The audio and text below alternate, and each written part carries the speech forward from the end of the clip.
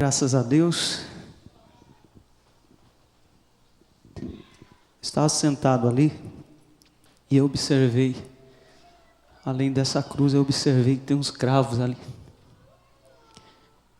Eu me lembrei de uma escritura que eu li há muito tempo, e eu gostaria de ler ela para os irmãos.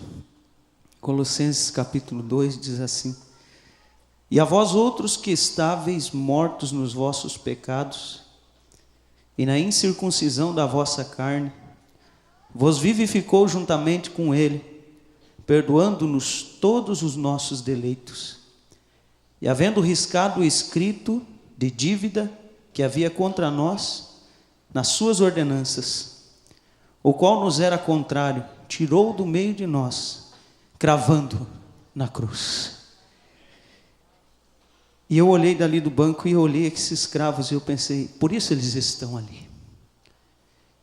E o apóstolo Paulo não diz que ele deixou pendurado, ou simplesmente ele colou ali, mas eles foram cravados.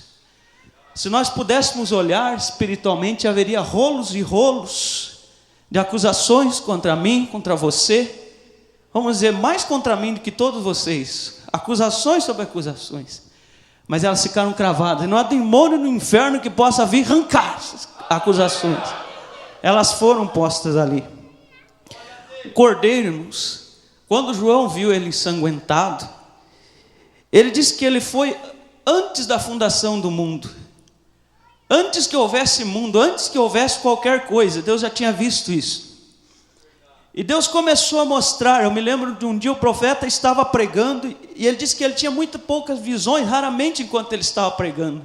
Mas um dia ele estava pregando, e ele disse que se desenrolou uma visão diante dele, de Adão e de Eva, e daquele cordeiro sendo imolado ali no Éden, envolvendo Adão e Eva. Ele disse que ele podia até mesmo ouvir as batidas daquela pele de cordeiro, batendo nas pernas de Adão e eles deixando o Éden.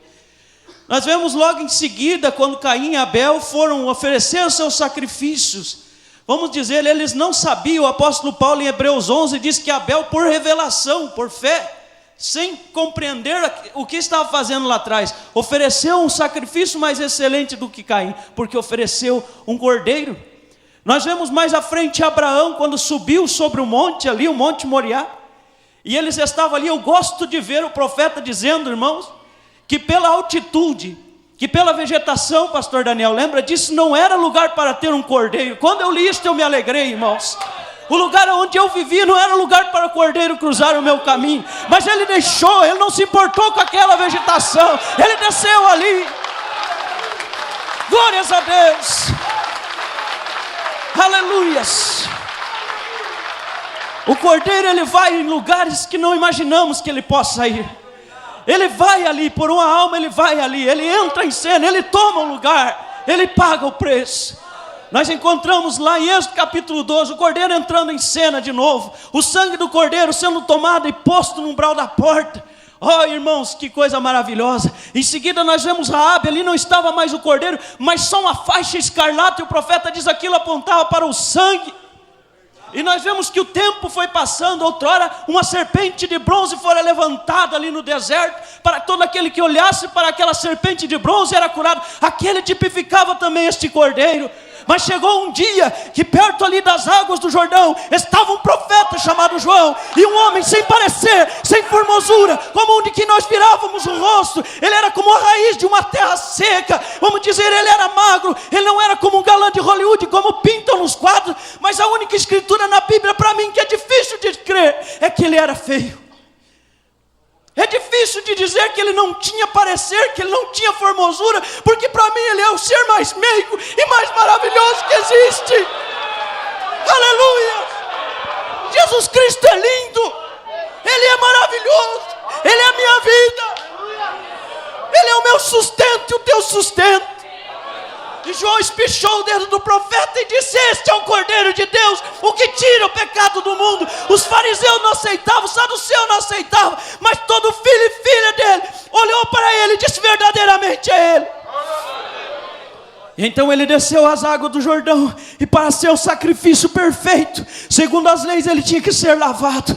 Por isso ele desceu às águas do Jordão, ele foi lavado ali. Depois ele tinha que ser identificado, ele não podia ter mancha, ele não podia ter alelume. E então foi Pôncio Pilatos para esta função, examinou ele e disse: não vejo mal nenhum nesse homem. Então colocaram a cruz no seu ombro, e então ele foi dependurado aqui. Eu me lembro uma vez, eu preguei uma mensagem intitulada Antes e Depois da Cruz. Antes da cruz, vocês sabem que Pedro também morreu crucificado. Então não é só a cruz. Nós não somos salvos pela morte de Pedro. É porque antes da cruz, quando ele chegou aqui, não tinha nada contra ele. Então ele pôde tomar sobre si aquilo que Isaías descreveu, Isaías 53. E depois da cruz, quando ele desceu ali, e o irmão estava falando, o irmão Dirceu, coisa tremenda. Quando eles estavam chorando ali na terra, os discípulos não entendiam. Ele estava entre os salmos, os santos do passado. Abraão, Isaac, Jacó, todos eles, tendo um tempo tremendo, tomando a chave da morte e do inferno, enquanto eles choravam na terra. E no terceiro dia ele se levantou. Então veio depois da cruz, e o profeta disse: tudo que era Deus um dia se derramou na pessoa de Jesus Cristo. E ele disse que tudo que era Cristo, por causa deste sacrifício, quando o seu lado foi ferido, ele vem sobre a igreja neste dia final. Então este é o depois da cruz. Graças a Deus, irmãos, que Deus os abençoe.